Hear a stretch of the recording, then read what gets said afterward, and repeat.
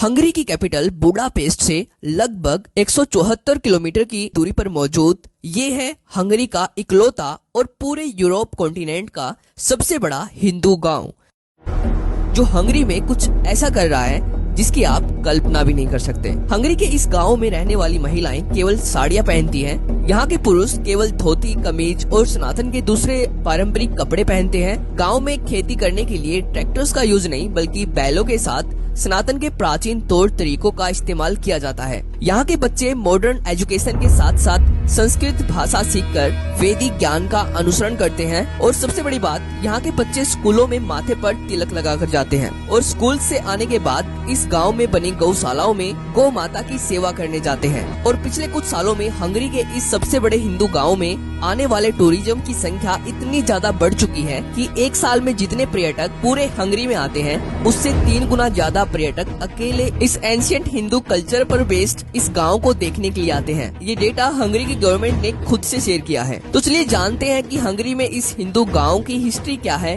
कैसे आज ये गांव हंगरी में इतना ज्यादा ट्रेंड कर रहा है, इसको किसने और क्यों बनाया, और जानेंगे कि कैसे यूरोपियन कंट्रीज में धीरे धीरे सनातन के एंशिएंट कल्चर की डिमांड बढ़ती जा रही है, जिससे इन देशों में सनातन के लिए एक बड़ी अपॉर्चुनिटी इंतजार कर रही है। तो इस वीडियो को पूरा जरूर देखना, बहुत सारी नई चीजों के बारे में आपको पता चलने वाला है। और अगर आपको ये वीडियो इम्पोर्टेंट लगती है तो वीडियो को लाइक करके इसको अपने रिलेटिव्स के साथ शेयर कर देना, जिससे इस वीडियो की रीच बढ़े और वीडियो ज्यादा से ज्यादा ऑडियंस तक पहुंचे। तो चलिए देखते हैं।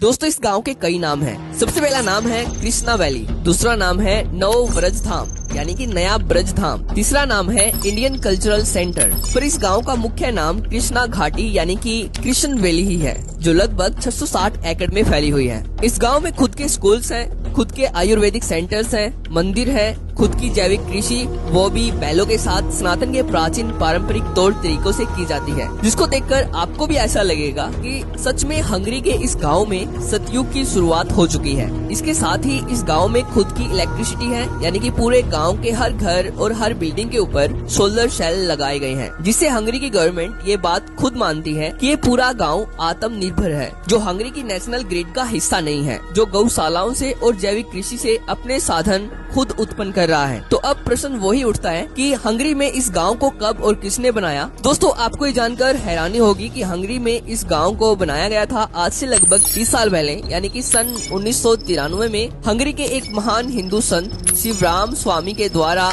हंगरी में इस गाँव की स्थापना की गयी थी। और शिवराम स्वामी के निस्वार्थ भावना से किए गए सनातन के प्रति महान कामों को बताना शायद ही मेरे लिए इस वीडियो में पॉसिबल हो, क्योंकि अगर मैं इस महान संत के द्वारा किए गए सभी कामों को इस वीडियो में बताने लग जाऊं तो ये वीडियो 1 घंटे से ऊपर चली जाएगी। दोस्तों, शिवराम स्वामी का जन्म सन 1949 में हंगरी की कैपिटल बुडापेस्ट में हुआ था और तब ये सनातन धर्म से दूर दूर तक कोई संबंध नहीं रखते थे। पर जब ये सन 1980 में लंदन आए तब इन्होंने भगवत गीता से प्रेरित होकर इस्कॉन को ज्वाइन किया और इस्कॉन के माध्यम से सनातन धर्म अपनाया और अपना सब कुछ छोड़ सनातन में एक साधु का जीवन अपना लिया और अपना सिंपल लिविंग और हाई थिंकिंग का मोटो बनाया, जो सनातन के वेदों से इंस्पायर्ड है। और इनको भगवत गीता इतनी ज्यादा पसंद आई कि हंगेरियन लैंग्वेज में भगवत गीता को ट्रांसलेट करने का पूरा क्रेडिट भी इन्हीं को दिया जाता है, जिसको पढ़कर बहुत सारे हंगरी के लोग सनातन धर्म अपना पाए हैं और इस हिंदू वैदिक गाँव में रहने के लिए प्रेरित हुए हैं। जिसके कारण साल 2009 में शिवराम स्वामी के कामों से खुश होकर हंगरी के उच्च शिक्षा और विज्ञान के तत्कालीन राज्य सचिव कैरोली मनहर्ज के द्वारा इनको हंगरी गणराज्य के गोल्ड क्रॉस ऑफ मेरिट से सम्मानित किया गया, जो हंगरी में दूसरा सबसे बड़ा पुरस्कार है।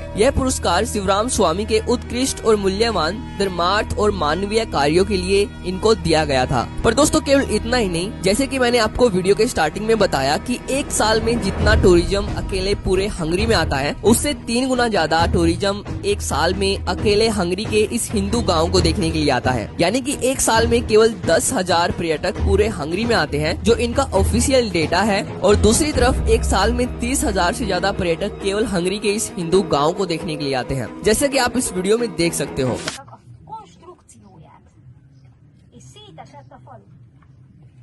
Mi veszettél belőle akkor?